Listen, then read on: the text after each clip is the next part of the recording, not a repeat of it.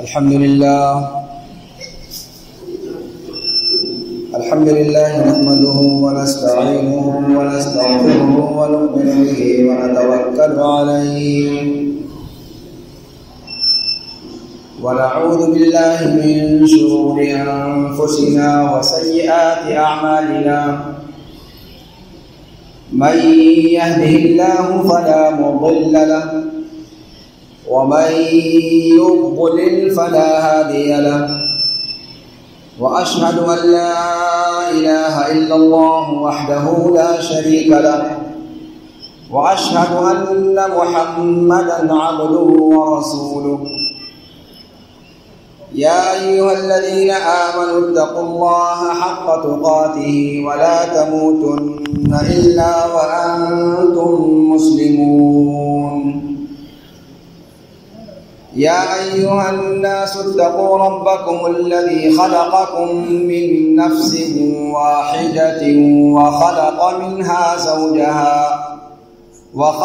منها زوجها وبث منهما رجالا كثيرا ونساء واتقوا الله الذي تساءلون به والأرحام إن الله كان عليكم رقيبا يا أيها الذين آمنوا اتقوا الله وقولوا قولا سديدا يصلح لكم أعمالكم ويغفر لكم ذنوبكم ومن يطع الله ورسوله فقد فاز فوزا عظيما أما بعد فإن خير الحديث كتاب الله وأحسن الهدي هدي محمد صلى الله عليه وسلم وشر الأمور محدثاتها وكل محدثة بدعة وكل بدعة ضلالة وكل ضلالة في النار فأعوذ بالله السميع العليم من الشيطان الرجيم من همزه ونفخه ونفثه بسم الله الرحمن الرحيم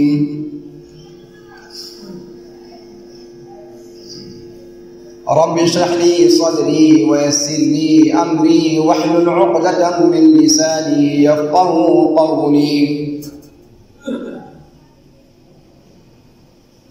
حاضرین جمعہ، اللہ رب العالمین کی حمد و ستائش اور خاتم النبیین والرسل فداہ ابی و امی صلوات ربی و سلامہ علیہ پر صلاۃ و سلام کے بعد آپ کے درمیان آج حاضر ہونے کا موقع ملا۔ میری خوش نصیبی بلہا کا تذکرہ میں برابر سنتا رہتا تھا۔ آج اس جمعہ کے لیے ایک ہفتہ قبل ہی مجھے دعوت دی گئی تھی اور انتظامیہ نے پورا اس بات کا خیال رکھا تھا کہ ساری چیزیں وقت کے مطابق ہوں، لیکن انسان سوچتا کچھ ہے اور ہوتا کچھ ہے۔ مجھے آنے کے بعد کچھ احساس ہوا کہ کچھ سگبگاہٹ سی اندر چل رہی ہے، لیکن شاید اللہ کو منظور یہی تھا کہ یہی میرا موضوع سخن بن جائے۔ آئیے، میں سوچ کر تو کچھ اور آیا تھا کہ کسی اور موضوع پر گفتگو ہوگی آپ سے، لیکن کہتے ہیں علی ابن ابی طالب رضی اللہ عنہ وارضاہ کا ایک بہت مشہور قول ہے کہ عرفت ربی بفسق العزائم، کہ میں نے اپنے رب کو پختہ ارادوں کے ٹوٹنے سے پہچانا۔ حقیقت یہی ہے، انسان سوچتا کچھ اور ہے، تدبیر کچھ اور کرتا ہے، لیکن ہوتا وہ ہے جو رب چاہتا ہے، بندہ چاہتا ہے، وہ چیز پوری نہیں۔ علی کہتے ہیں رضی اللہ عنہ وارضاہ کہ پختہ بنے بنائے ارادوں کے ٹوٹنے سے میں نے اپنے رب کو پہچانا۔ یہیں سے مجھے ایک نیا موضوع مل گیا اور میں اس پر آپ کی سماع خراشی کروں گا اور آپ کو برداشت کرنا ہوگا۔ بڑی اچھی چیز ہے، وقت کی پابندی ہونی چاہیے، اور وقت کی پابندی کا مزاج یہ آپ کے اندر دینی مزاج اور دینی حمیت اور غیرت موجود ہونے کی پہچان ہے، اور یہ قابل فخر چیز ہے۔ اس پر ہمیں اور آپ کو فخر کرنا چاہیے کہ ہمارے سماج میں 2 منٹ 4 منٹ بھی اگر کسی چیز میں تاخیر ہوتی ہے تو ہمارا سماج اتنا جاگرک ہے کہ وہ حساس ہو جاتا ہے کہ یہ کیسے ہو رہا ہے۔ بڑی اچھی چیز ہے، اور اس چیز کو سماج کے اندر باقی رکھنا ہوگا۔ اگر ہم اور آپ دینی غیرت چاہتے ہیں اور دینی حمیت کا مظاہرہ ہمارے اندر ہم باقی رکھنا چاہتے ہیں تو اس مزاج کو ہمیں پروموٹ کرنا ہوگا۔ یہ مزاج اگر ہمارے اندر باقی ہے تو انشاءاللہ ہمارا سماج تباہی کی طرف کبھی نہیں جا سکتا۔ اور مجھے خوشی ہوئی، اللہ کی قسم، جن لوگوں کو تھوڑا سا احساس ہوا کہ آج خطبہ ڈیلے ہو رہا ہے اور ان کی طرف سے بے اطمینانی کا اظہار ہوا، ایسے لوگوں سے اللہ کی قسم مجھے دلی ہمدردی ہے، اور میں بہت فرحت اور انبساط محسوس کرتا ہوں کہ بیلہا کی سرزمین میں ایسے عناصر موجود ہیں جو دینی غیرت اور حمیت کے نام پر وہ اس قدر حساس اور باشعور ہیں۔ اللہ رب العالمین ان کی زندگی میں برکت عطا فرمائے، ایسے افراد کا سایہ ہمارے سماج پر تادیر قائم رکھے۔ یہاں میں کہنا یہ چاہتا ہوں کہ آج جو تاخیر ہوئی، کیا اس تاخیر کا سبب خطیب ہے؟ کیا اس تاخیر کا سبب جو آرگنائز کرنے والے افراد ہیں وہ ہیں، یا پھر اس کا سبب کچھ اور ہے؟ دیکھیے، شریعت کے اندر اللہ رب العالمین نے ہر چیز کو سبب سے جوڑ رکھا ہے۔ کوئی بھی چیز اس کائنات میں سبب سے اوپر نہیں ہے۔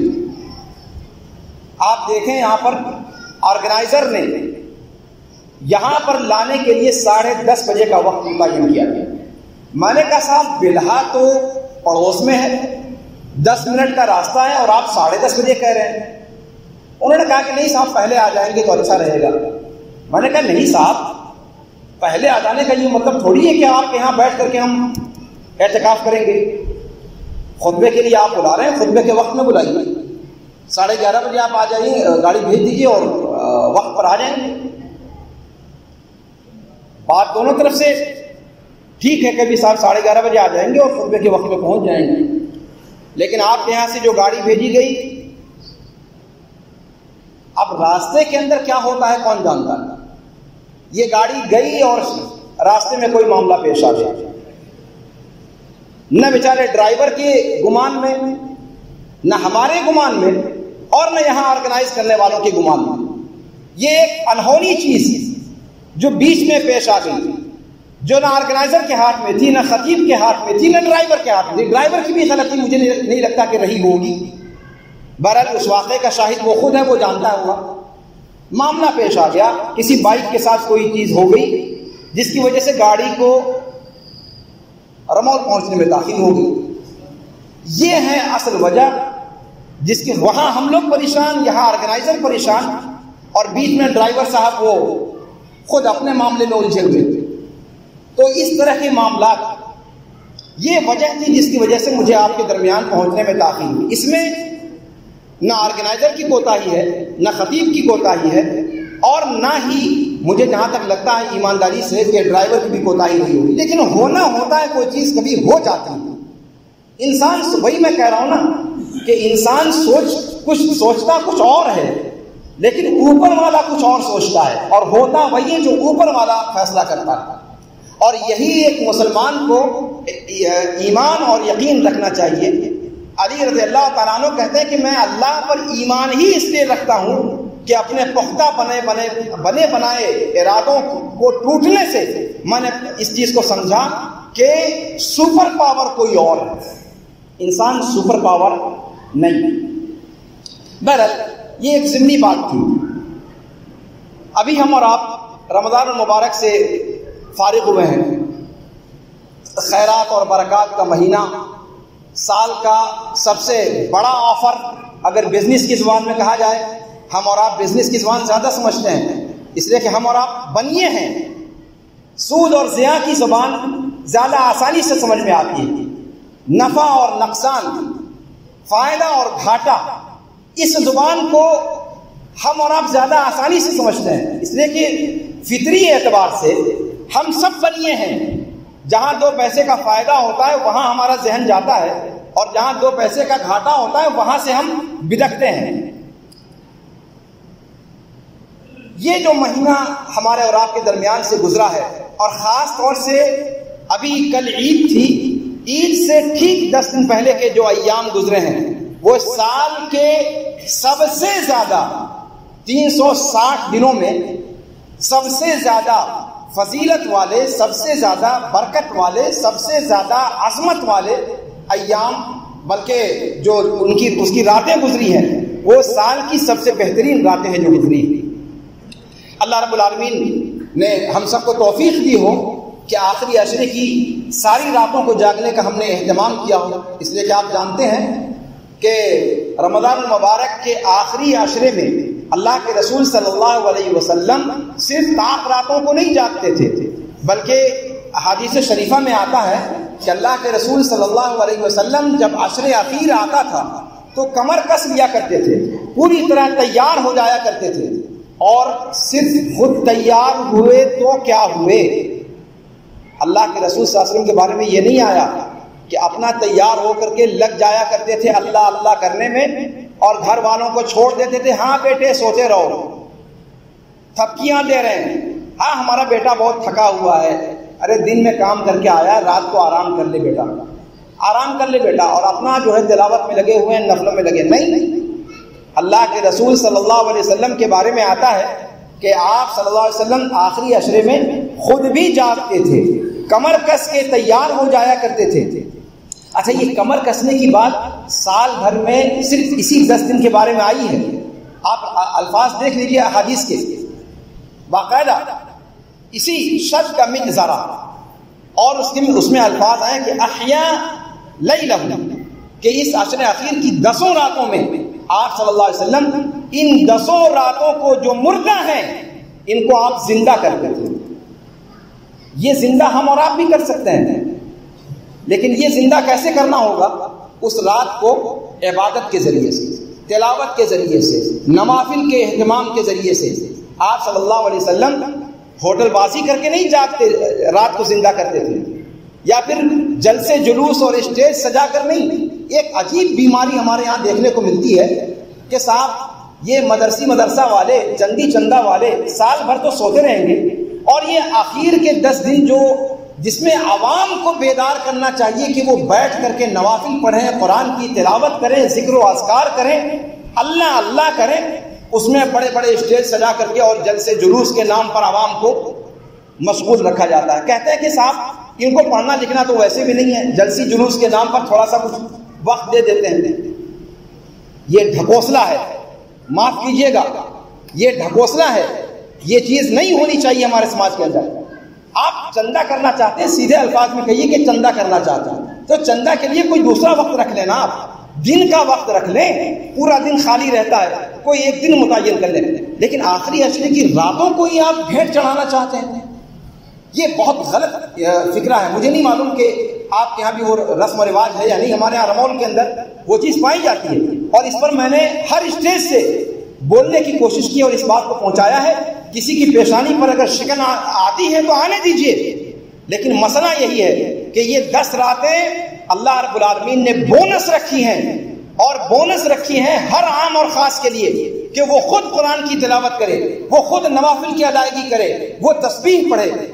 یہ دوسرا موضوع میں اس طرف نہیں جانا چاہتا. میں یہ کہہ رہا تھا کہ وہ 10 بونس کے ایام ابھی پرسوں ختم ہوئے، اور اس کے بعد اب ہم شوال کے مہینے میں آ گئے. رمضان المبارک ایک مہمان تھا، آیا، جس کو جو من پڑا مہمان کی خاطرداری ہم نے کی جس کو اللہ نے جیسی توفیق دی. کسی نے اچھے طریقے سے مہمان نوازی کی. آپ جانتے ہیں مہمان نوازی کے بھی طریقے الگ الگ ہوتے ہیں. کسی گھر میں جائیں تو زردہ بریانی پلاؤ کے ذریعے سے مہمان نوازی کی جاتی ہے. اگر متوسط طبقے کا ہے تو گوشت چاول کھلاتا ہے, اور اگر درمیانی طبقے کا ہے تو چٹنی روٹی کھلاتا ہے. اور مہمان نوازی جیسا جس طبقے کا انسان ہے اس کے اعتبار سے اچھی مہمان نوازی کرنے کی کوشش کرتا ہے. یہ مہمان ہمارے درمیان 1 مہینے تک تھا. ہم نے اس کی مہمان نوازی کیسے کی یہ ہمارے ظرف پر ڈیپینڈ کرتا ہے.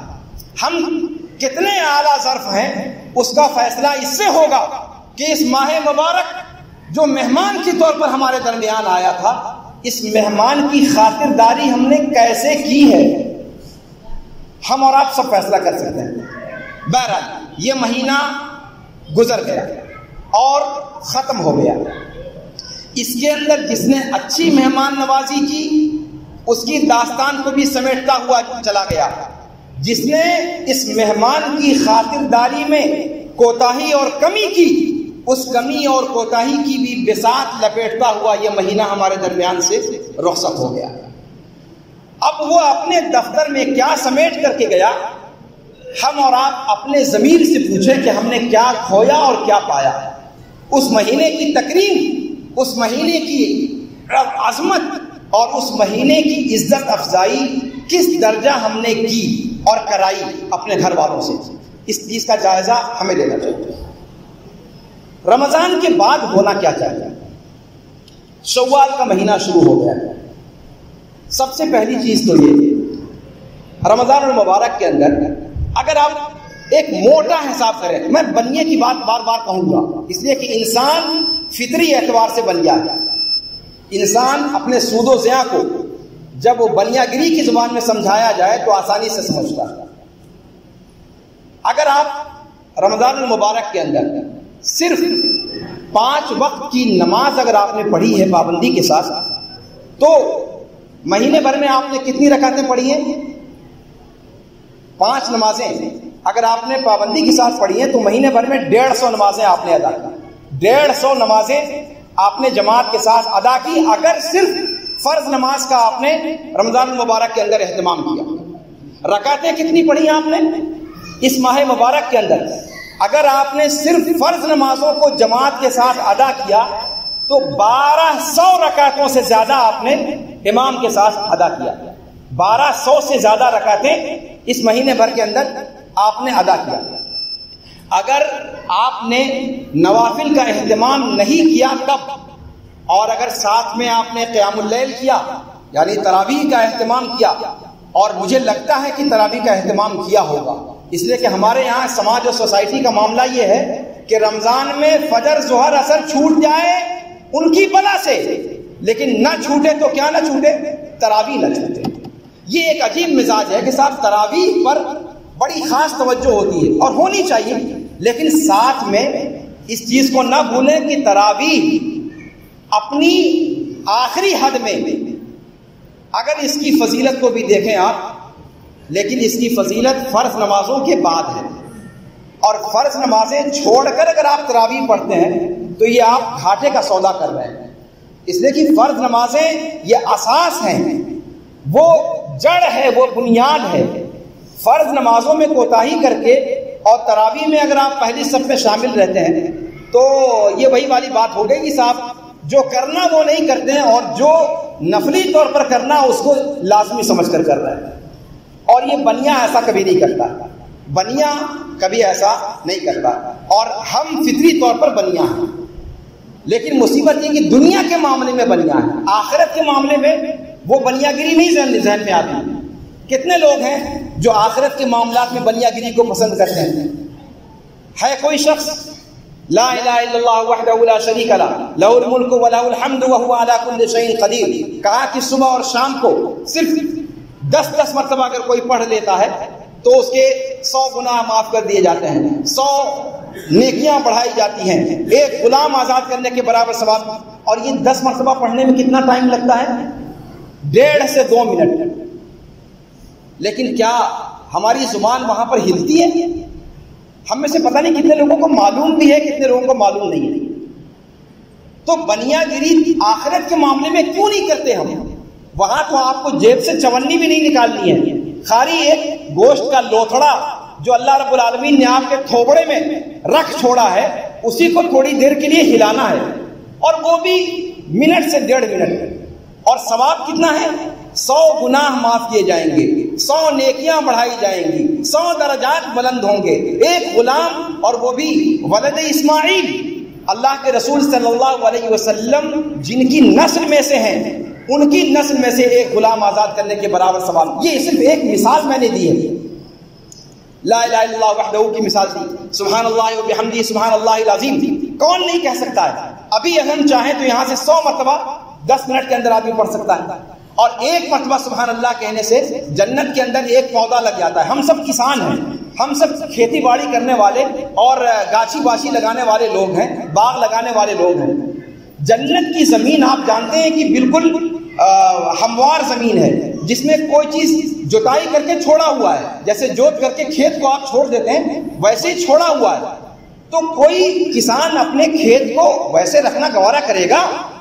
جوتا ہوا کھیت ایسے چھوڑ دیا جائے، پڑا رہے اور پھر زمین بیٹھ جائے، پھر دوبارہ ہل چلائے، پھر چھوڑ دے، اور اس کے بعد ویسے ہی انتظار۔ یہ کوئی گدھا کسان ہوگا وہی ایسا کر سکتا ہے۔ اللہ کے رسول کہتے ہیں کہ جنت کی زمین ایسے ہی ہے جو ہل چلا کر تیار چھوڑی ہوئی ہے، اس میں پودا کیسے لگتا ہے؟ ایک بار سبحان اللہ کہیے، ایک درخت لگ گیا، ایک بار الحمدللہ کہیے، دوسرا درخت لگ گیا، ایک مرتبہ اللہ اکبر کہیے، تیسرا درخت لگ گیا۔ کتنے لوگ ہیں ہم میں سے جو اس چیز کو کرتے ہیں؟ اگر ایک دن میں 100 مرتبہ آپ پڑھتے ہیں، صبح میں 100 پیڑ آپ کے لگ گئے، اور وہ جنت کے پیڑ ہیں، یہ دنیا والے پیڑ نہیں، جنت کے پیڑ جو لگ گئے تو لگ گئے، پھر اس کو کوئی لقوہ نہیں مار سکتا، کوئی اس کو آندھی طوفان گرا نہیں سکتی، کوئی چیز اس کو تباہ نہیں کر سکتی، کوئی آپ کو وہاں پر چھڑکاؤ کرنے کی ضرورت نہیں ہے کہ درخت کو بچانے کے لیے کوئی چیز کوئی مادہ چھڑکاؤ کرے، کچھ نہیں صاحب، آپ لگا دو اور بنداس ہو جاؤ۔ کتنے لوگ فکر کرتے ہیں لگانے کے لیے؟ وہی میں کہہ رہا ہوں کہ آخرت کے معاملے میں پتہ نہیں کیوں ہم بنیا گیری نہیں پسند کرتے ہیں، دنیا میں تو بہت پسند کرتے ہیں صاحب۔ کسی گاچھی کے اندر 10 پیڑ اگر لگ جائیں اور 10 پیڑ لگانا ہو تو اس کے لیے دن رات ایک کر دیتے ہیں، لیکن آخرت میں آپ کو سبحان اللہ کہنے پر ایک پیڑ لگ گیا۔ ابھی آپ کہہ کر کے دیکھیں سبحان اللہ الحمدللہ لا الہ الا اللہ اللہ اکبر، کیا لگتا ہے؟ ہمارے اندر یہ مزاج پیدا ہونا چاہیے۔ میں یہ کہہ رہا تھا کہ رمضان المبارک میں ہم نے اگر صرف فرض نمازیں پڑھی ہوں تو 150 نمازیں ہم نے پڑھی، 150 نمازیں، 1200 سے زائد رکعتیں، لیکن اب رمضان اگر ہم نے صرف فرض کا اہتمام کیا ہو تب بھی میں سمجھتا ہوں بہت بڑی کامیابی ہے۔ اللہ رب العالمین ہماری ان عبادتوں کو شرف قبولیت بخشے۔ لیکن اب کیا؟ اب تو رمضان چلا گیا، تو اب پھر سال بھر کے لیے کمبھ کرن کی نیند لے لی جائے، جس کے بارے میں بڑا مشہور ہے کہ 6 مہینہ سوتا تھا 6 مہینہ جاگتا تھا۔ سلف کے بارے میں آتا ہے کہ وہ رمضان المبارک کے آنے سے 6 مہینہ پہلے سے رمضان کا انتظار کرنے لگتے تھے، اور رمضان کے جانے کے بعد 6 مہینہ اللہ رب العالمین سے دعا کرتے تھے کہ اے اللہ رمضان میں ہم نے جو کچھ کیا ہے تو اسے شرف قبولیت بخش دے، اسے قبول کر لے۔ تو 6 مہینہ استقبال کا انتظار کرتے تھے، اور 6 مہینہ رمضان میں کی ہوئی عبادتوں کی قبولیت کے لیے اللہ رب العالمین کی بارگاہ میں سر بسجود ہو کر دعا کرتے تھے۔ ہمارے یہاں اس کا مزاج پائے، یعنی پورا سال 12 مہینے یہ رمضان کا مہینہ ہماری کھوپڑی میں رہنا چاہیے۔ یہ مہینہ وہ مہینہ ہے کہ 6 مہینہ انتظار میں کھوپڑی میں رہنا چاہیے، اور 6 مہینہ جانے کے بعد اس مہینے کی عبادتوں کو انجام جو دیا ہے ہم نے اور آپ نے، جو بھی لولی لنگڑی عبادت کی ہے، کہ اللہ تعالیٰ انہیں قبول فرما لے۔ مسئلہ یہ بھی تو ہے نا، آپ نے تو کر دیا لیکن اوپر والا قبول کرتا ہے یا نہیں کرتا یہ کون جانتا ہے؟ تو ہم اور آپ صرف کعبہ چلے جاتے ہیں اور حاجی کا ٹائٹل لگا لیتے ہیں، بڑے دھڑلے کے ساتھ حاجی فلان ابن فلان ٹائٹل لگا لیا۔ بھائی کس نے بتایا آپ کو کہ آپ کا حج قبول ہو گیا؟ اللہ کے بندو، سلف کا طریقہ تو یہ ملتا ہے کہ عبادت کرنے کے بعد وہ لرزاں اور ترساں خائف اور خوف اور دہشت میں مبتلا رہتے تھے کہ پتہ نہیں ہماری عبادت قبول ہوئی کہ نہیں ہوئی، اور آپ دھڑلے کے ساتھ ٹائٹل لگانے لگتے ہیں۔ ہمارے یہاں اصل میں پتہ نہیں کس طرح کے لوگوں نے تبلیغ کی ہے اور کیسے یہ سب مزاج بنایا ہے۔ عرب کی دنیا میں یہ سب چیز نہیں آپ کو نظر آئے گی، حالانکہ وہاں والے بیچارے 10 مرتبہ 15 مرتبہ 20 مرتبہ حج کرنے والے لوگ، لیکن کوئی آپ کو حاجی نظر نہیں آئے گا۔ اور ہمارے یہاں صاحب زندگی میں ایک بار جاتے ہیں اور حاجی بن جاتے ہیں، یہ عجیب و غریب معاملہ ہے۔ تو سلف 6 مہینہ استقبال کے لیے انتظار کرتے تھے، اور 6 مہینہ اس کے جانے کے بعد اس میں کی ہوئی عبادتوں کی قبولیت کے لیے اللہ سے دعا کرتے تھے۔ اس طریقے سے اس مہینے کو سلف سال بھر اپنے ذہن و دماغ میں رکھا کرتے تھے۔ اور ہمارے یہاں بھی ہمیں بھی یہ ہمارے اوپر لازم ہے کہ ہم اگر رمضان المبارک کا ہم نے اہتمام کیا ہے اور اللہ نے توفیق دی ہو کہ ہم سب نے کیا ہو، ماشاءاللہ سے اس مرتبہ رمضان المبارک 30 کی تعداد ہم نے پوری کی ہے۔ اللہ رب العالمین نے ماہ کامل ہمیں عطا کیا، پورا کا پورا مہینہ ہم نے ادا کیا ہے۔ اللہ رب العالمین ہماری عبادتوں کو شرف قبولیت بخشے۔ رمضان کے بعد کرنے کے کام کیا ہے؟ سب سے پہلی بات، رمضان میں جن چیزوں کی ہم نے عادت ڈالی ہے، کوشش کریں کہ رمضان المبارک کے گزرنے کے بعد وہ عادتیں ہماری نہ چھوٹیں۔ اس بات کو ذہن میں رکھیں کہ اللہ جو رمضان میں تھا وہی اللہ شوال میں ہے، وہی اللہ سال کے 11 مہینے رہے گا۔ اللہ رب العالمین ہمیشہ سے ہے، ہمیشہ رہے گا۔ وہ ذات کبھی نہ اس کو فنا ہونا ہے، نہ اس کے اوپر کوئی زوال ہے۔ اور جب اللہ وہی ہے جو رمضان کا اللہ ہے، تو رمضان میں ہم اللہ کو پہچانیں اور سال کے 11 مہینے اللہ کو بھول جائیں، یہ کیا زیب دیتا ہے؟ یہ کوئی عقل اور دانش جس کے پاس ہو وہ اس قسم کا احمقانہ تصور قائم کر سکتا ہے؟ اس لیے ہمیں کوشش کرنی چاہیے کہ نمازوں کی پابندی رمضان کے گزرنے کے بعد بھی ہم کرتے رہیں، اور اس مسجد کو اور اپنے گاؤں کی مسجدوں کو ویسے ہی آباد کرتے رہیں سال بھر جس طریقے سے ہم نے رمضان المبارک کے اندر آباد کیا۔ پہلی بات۔ دوسری بات، 5 وقتہ نمازوں میں 2 نمازیں ہیں جن کا بہت خاص تذکرہ احادیث شریفہ میں آیا ہے۔ قرآن کہتا ہے حافظوا علی الصلوات والصلاۃ الوسطی والصلاۃ الوسطی، نمازوں کی حفاظت کرو، اور خاص طور سے بچلی نماز کی۔ اور صلاۃ الوسطی کے بارے میں مفسرین نے مختلف اقوال ذکر کیے ہیں، اور وہ سارے اقوال کہیں نہ کہیں مختلف نمازوں کا تذکرہ کرتے ہیں، لیکن راجح قول یہ ذکر کیا گیا ہے کہ اس سے مراد عصر کی نماز۔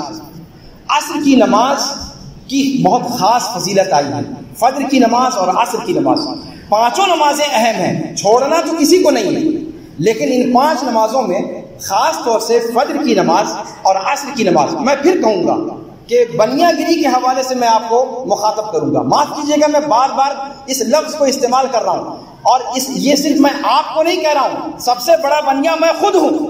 اس بات کو میں آپ کے سامنے واضح کروں کہ بنیا گری سب سے زیادہ، شاید آپ لوگوں میں اتنی نہ ہو، سب سے زیادہ خود میرے اندر ہے۔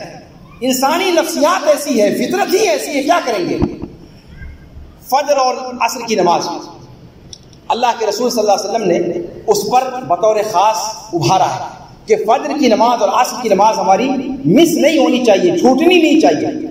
عصر کی نماز کے بارے میں اللہ کے رسول صلی اللہ علیہ وسلم کے الفاظ ہیں الذی تفوتہ صلاۃ العصر کانما وطر اہلہ ومالہ، اور اس کو اس طریقے سے بھی ضبط کیا گیا ہے کہ کانما وطر اہلہ ومالہ، لیکن یہ مجہول استعمال ہوتا ہے، وطر اہلہ ومالہ، یہ زیادہ محدثین نے اس کو اس طریقے سے ضبط کیا گیا کہ جس کی عصر کی نماز چھوٹ جائے، جس کی عصر کی نماز چھوٹ جائے، معاف کیجیے گا دیکھیے چھوٹ جائے کہا گیا ہے، تفوت، اور فوت کسے کہتے ہیں؟ جان بوجھ کر چھوڑنے کو نہیں کہا جاتا۔ تفوت کا مطلب آپ کوشش کر رہے ہیں کہ ادائیگی ٹائم پر کریں، لیکن کسی چیز میں آپ مشغول ہو گئے اور آپ ٹائم پر نہیں ادا کر سکتے۔ کہا کہ جس کی عصر کی نماز چھوٹ گئی، گویا اس نے اپنے اہل و عیال کو اور اپنے مال اور جائیداد کو ہلاک و برباد کر دیا، اپنے ہاتھ سے اپنی اولاد کو مار ڈالا، اپنے ہاتھ سے اپنے گھر، اپنی زمین، اپنی جائیداد کو آگ کی نظر کر دیا، ہلاک کر دیا۔ ہم میں سے کون بندہ چاہے گا، بنیے کی زبان پھر یہاں پر بولوں گا، ہم میں سے کون چاہے گا کہ اگر ہمارے پاس 2 بچہ ہے ان میں سے کوئی ایک اللہ نہ کرے مر جائے؟ کوئی چاہے گا؟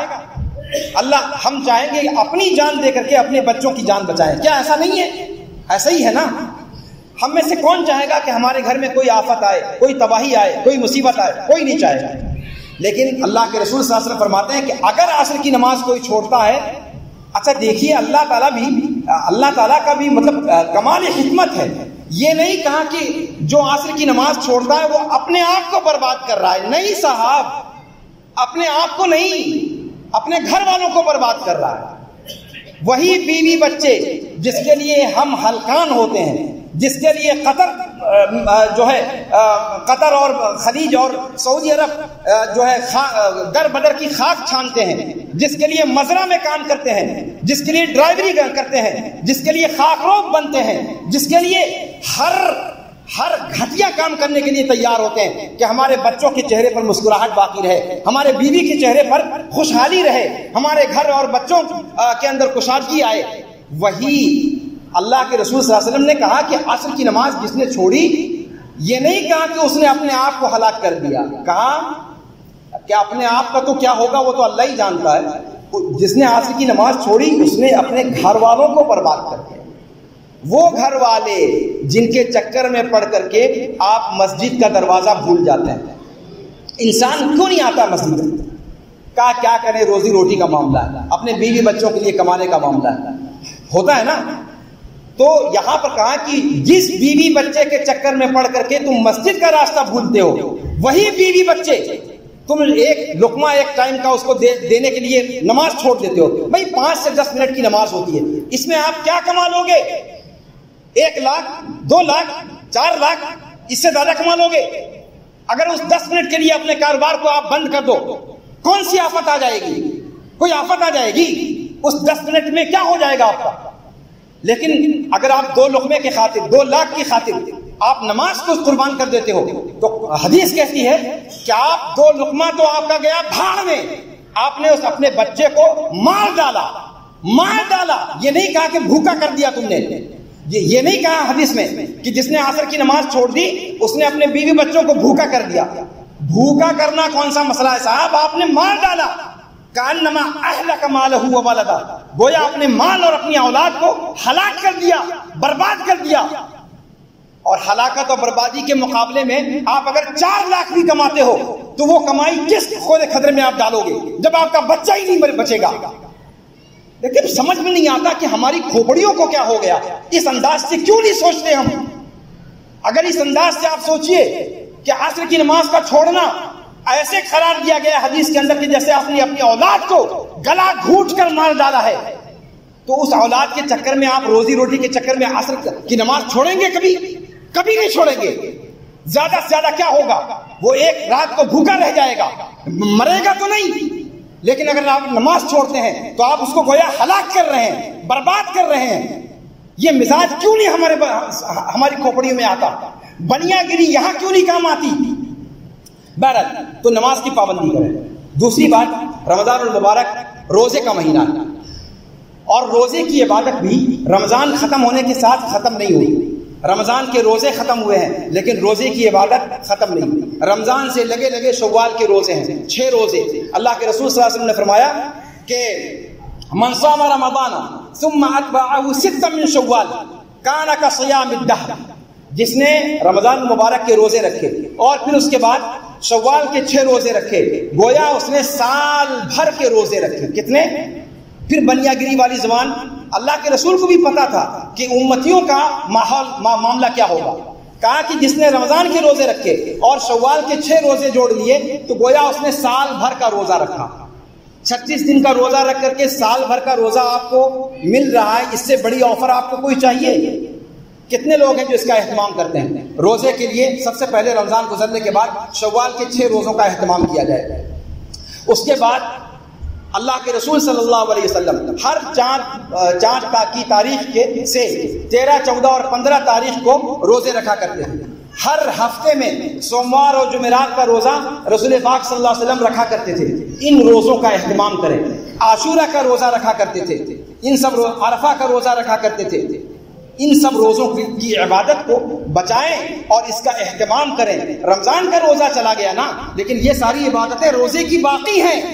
ایسے ہی صدقہ اور خیرات، کیا اللہ تعالیٰ صرف رمضان میں صدقہ اور خیرات کا ثواب دیتا ہے؟ 11 مہینے تجوری بھرتے رہو، ایسا ایک معاملہ ہے؟ نہیں. صدقہ اور خیرات بھی غریبوں کا، مسکینوں کا، بیواؤں کا، یتیموں کا جس طریقے سے آپ نے رمضان میں خیال رکھا ہے، رمضان کے علاوہ جو 11 مہینے ہیں اس کے اندر بھی اپنی ہتھیلی کو کھلا رکھیں.